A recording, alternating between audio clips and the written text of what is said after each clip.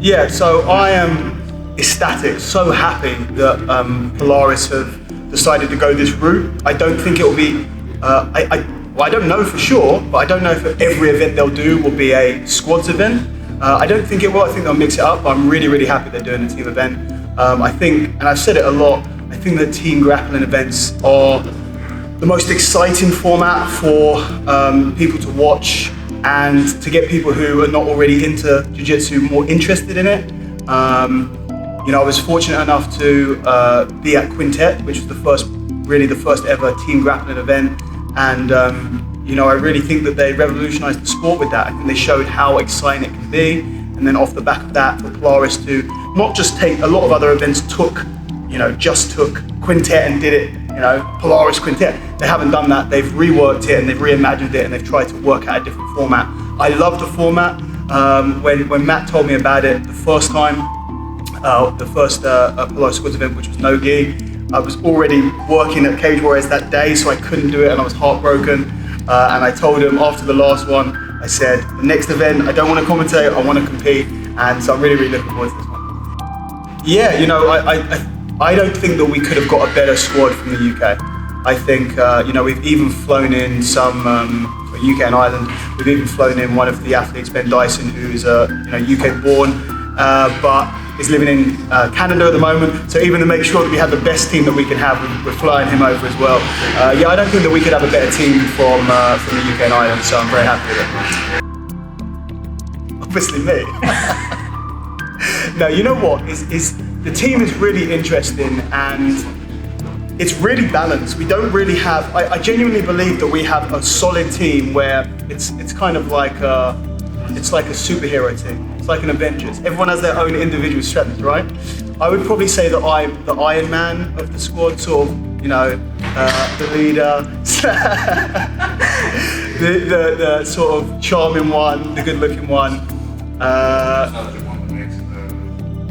Yeah, exactly. I'll be bringing my suit of armor to the event. But no, in seriousness, I think that everyone brings their own strengths. You know, if you look across at all 8 competitors, all of them are very, very obviously high level, but they all have their own unique style. And I think that that's actually what you want in a team event. You don't want 8 clones of each other, because then it's potentially that you might have a weakness in the squad and that they can expose. If someone has a really good matchup against one of the athletes on the team, they're not going to be able to compete in the same way against a different one because the styles are so different. So that is how I'm going to get around that question. Okay. Don't get around, because we asked Ross what he thinks about the squad. He said that you are the weakest one on the team. That I'm the weakest one? Yeah. Did he actually say that? Yeah, he did. Ross is the weakest one on our team. Ross didn't say that. Did he actually say that? Yeah, he did. Obviously, he wanted to give it to me.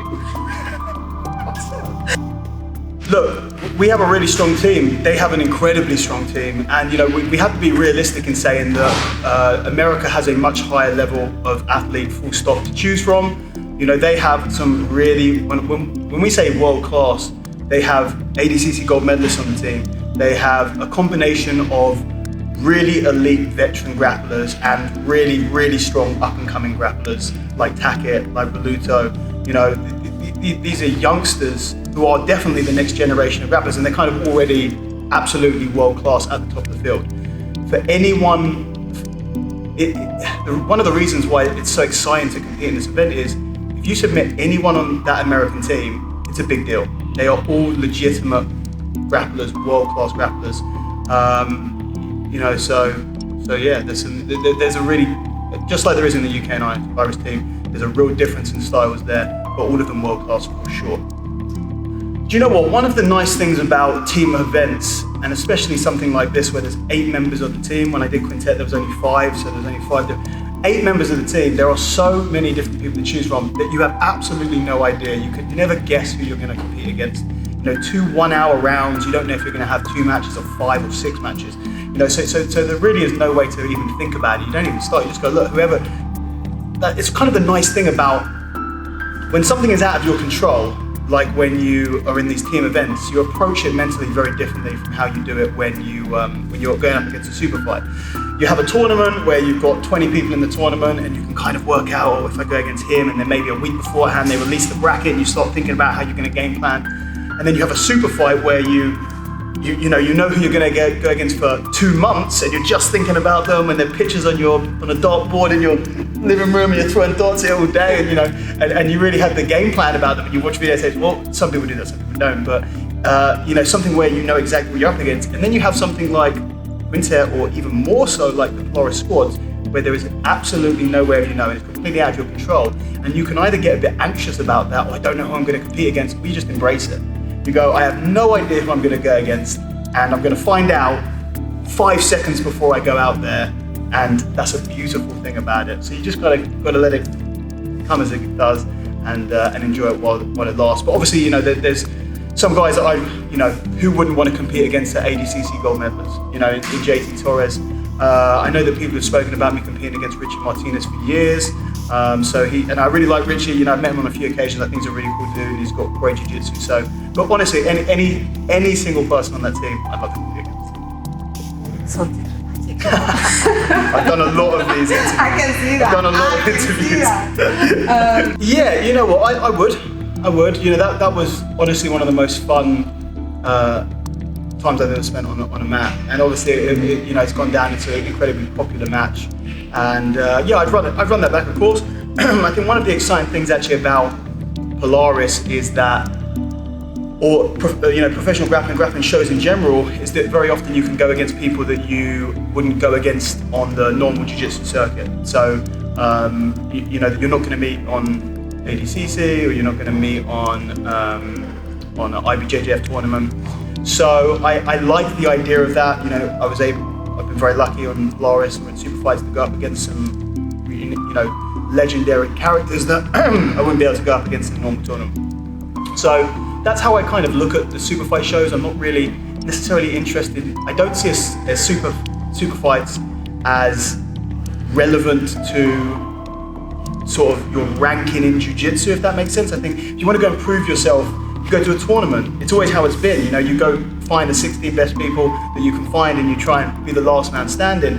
For me, jiu-jitsu grappling shows are about entertainment, about exciting matches on paper,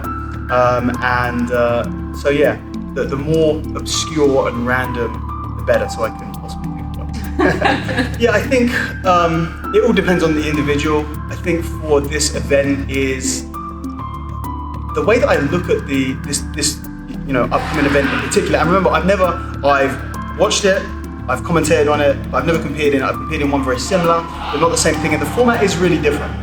It's very different to Quintet.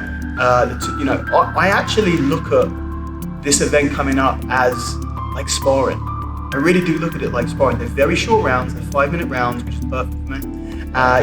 Something that I've always struggled with in the past is maybe overly pacing myself, holding back a little bit, and when you do that, you kind of throw your whole game off and you never get out of first gear. This happened to me a lot. So I'm really excited about being able to kind of push the pace from the first second and not have to worry about getting tired because they're very short rounds. So they're very short rounds. You're going to keep on going. You're going to be in, you're going to be out, you're going to be in, you're going to be out. You have no idea who you're going to go up against or how many times or when. And because of that, I kind of look at it as like a really tough sparring session where you're going really, really hard, So for that reason, luckily, very easy to train for that because you just do sparring sessions. I think when you're actually preparing for, events that I've done in the past, like Polaris, where you have 15-minute rounds, it's very different. The card is very different, the style that you train is very different, and then whether you're doing 10-minute rounds like JJF, you're doing points, or you're doing, So actually, I think of all of the, and this may be completely wrong. I may go to the event and go, oh man, my training was completely wrong. This isn't like sparring at all. This is completely different. And then maybe next time, if I get the opportunity again, maybe I'll do it differently. But for now, that's the way that I look at it from the outside, is that it is very, very hard to train for because of the completely unknown, just completely open amount of possibilities. So for me, it's just a hard sparring. So I come and do hard sparring. It's very easy.